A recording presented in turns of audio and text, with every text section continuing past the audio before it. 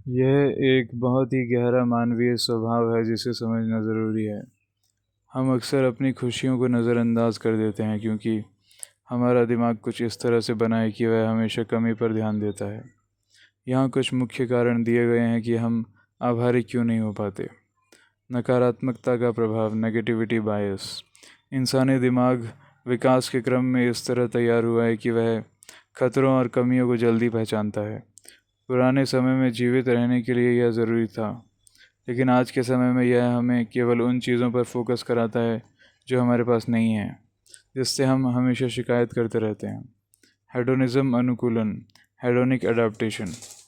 जब हमें कोई नई चीज़ मिलती है तो शुरुआत में हम बहुत खुश होते हैं, लेकिन कुछ ही समय बाद हम उसके आदी हो जाते हैं और वह हमारे लिए सामान्य हो जाती है।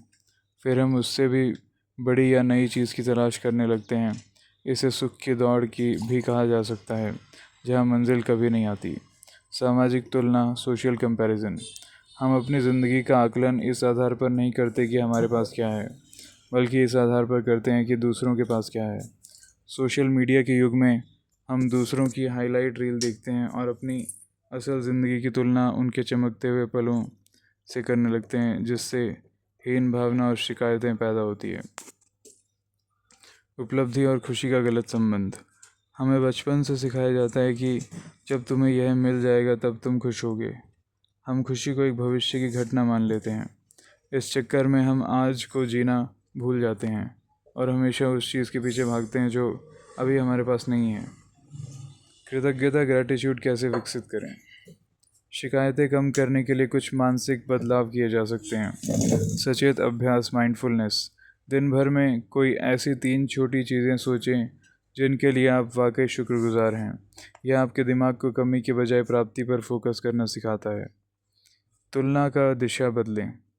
हमेशा अपने से ऊपर वालों को देखने के बजाय कभी उनके बारे में भी सोचें जिनके पास वह बुनियादी चीज़ें भी नहीं हैं जो आपके पास सहज उपलब्ध हैं। प्रक्रिया का आनंद लें, मंजिल से ज़्यादा सफ़र पर ध्यान दें। जब आप छोटे छोटे प्रयासों की सराहना करने लगते हैं तो बड़ी कमियां छोटी लगने लगती हैं। अंत में कृतज्ञता एक मांसपेशी मसल की तरह है, जितना आप इसका अभ्यास करेंगे यह उतना ही मजबूत होगी।